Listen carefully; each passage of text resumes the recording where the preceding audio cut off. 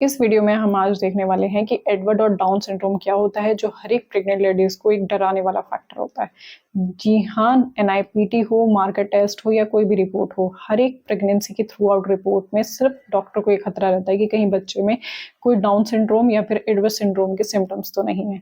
आपकी सारी रिपोर्ट, सारे स्कैन इसी चीज पे टिके होते हैं। तो आज हम बहुत ही इंपॉर्टेंट टॉपिक को डिस्कस करने वाले हैं, जो है एडवर्ड और डाउन सिंड्रोम क्या है, क्यों होता है, और अगर बेबी में ये है तो उसको कैसे क्योर किया जा सकता है। वीडियो लास्ट तक देखना। मैं डाउन सिंड्रोम को हम ट्राइसोमी 21 और एडवर्ड सिंड्रोम को हम ट्राइसोमी 18 कहते हैं। अब ये क्या चीजें हैं वो भी देख लेते हैं।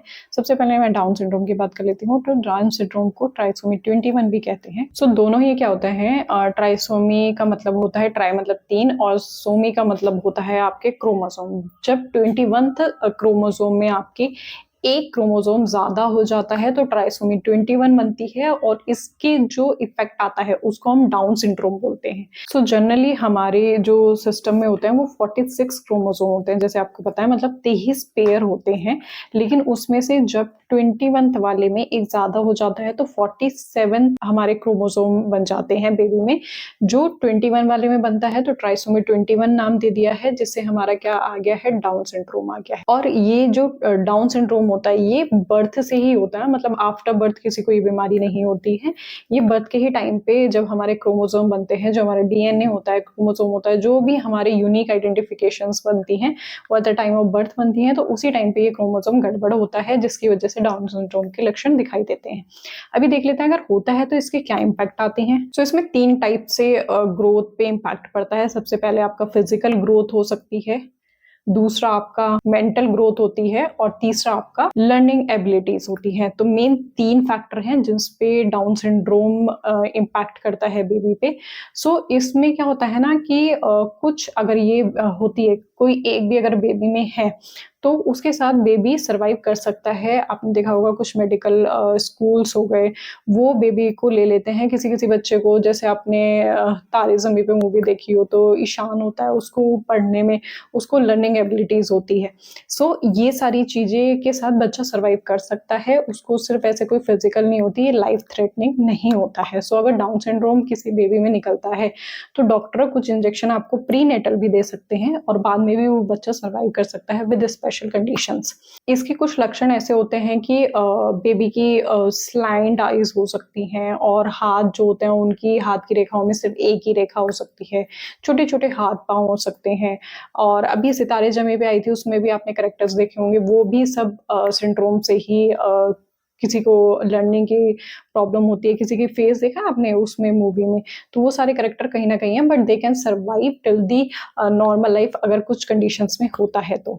अब हम बात कर लेते हैं एडवर्ड सिंड्रोम की, जो ट्राइसोमी 18 बनता है। सेम ट्राइसोमी का मतलब 3, मतलब 3 क्रोमोसोम बनते हैं हमारे 18th पेयर में। अगर 18th पेयर में 3 बन जाते हैं तब हमारा एडवर्ड सिंड्रोम आता है।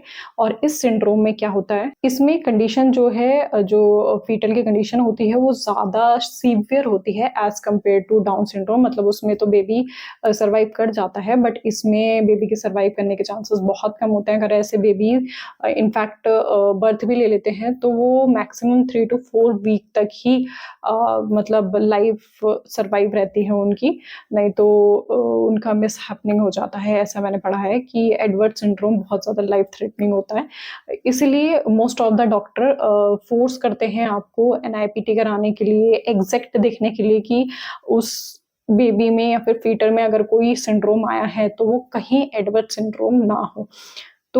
इसलिए एनआईपीटी, एमनियोटिक, आपके ये फाइनल टेस्ट कराए जाते हैं। और अगर किसी का हाई रिस्क है तो आई वुड सजेस्ट कि आप टेस्ट और डॉक्टर पे थोड़ा सा ट्रस्ट करें, मल्टीपल डॉक्टर से सजेशंस लें। और इसमें क्या होता है ना कि बेबी का जो बर्थ से ही वजन होता है, वेट होता है, वो कम होता है। और कभी कभी देखा होगा कि कोई फोटोज में दिखाती हूँ कि उनका जो सर होता है वो थोड़ा चपटा सा होता है, पीछे निकला हुआ होता है, और हार्ट डिसीज होती है उन्हें, किसी के ऑर्गन डिफेक्ट हो जाते हैं इस सिंड्रोम में। और इसमें जो सर्वाइवल रेट है वो बहुत ही कम है। सो इसलिए सारी रिपोर्ट्स जो हैं आपकी double marker, triple marker, quad marker, NIPT हो गया, आपका एमनियोटिक टेस्ट हो गया, एंड देन वन मोर और टेस्टेड प्लस में आपके सारे स्कैन हो गए, वो इसलिए ही इम्पॉर्टेंट है कि आजकल की रिपोर्ट्स में हमारा सब इंटरमीडिएट आ रहा है, कहीं ऐसा तो नहीं कि बेबी में कोई लाइफ थ्रेटनिंग इम्पैक्ट आ जाए। सो उस चीज़ को बचाने के लिए डॉक्टर आपको अर्लियर में ही टेस्ट बोलते हैं जो आपको कराने चाहिए। मुझे ऐसा लगता है बस मल्टीपल डॉक्टर से सजेशन ले लेने चाहिए और मल्टीपल लैब से भी, क्योंकि आपको कॉस्ट का भी थोड़ा ध्यान रखना होता है। सो ये था एक सिंड्रोम जो मैंने लास्ट की वीडियो में बहुत ज़्यादा बोला है कि डाउन सिंड्रोम हो जाता है, ट्राइसोमी 21 है, ट्राइसोमी 18 है। So this is the video. I hope इस वीडियो से आप समझ गए होंगे कि डॉक्टर क्यों टेस्ट के लिए बोलते हैं और क्यों सिंड्रोम और एडवर्ड सिंड्रोम नहीं होना चाहिए बेबीज़ में, क्योंकि आगे जाके आपको भी और बेबी को भी बहुत सफ़र करना पड़ता है। आई होप आपको ये वीडियो थोड़ा इन्फॉर्मेटिव लगा हो, और अगर किसी का भी ऐसा कोई एक्सपीरियंस है तो वो कमेंट करके ज़रूर बताना। तब तक बाय बाय, नेक्स्ट वीडियो में मिलते हैं, सब्सक्राइब कर लें।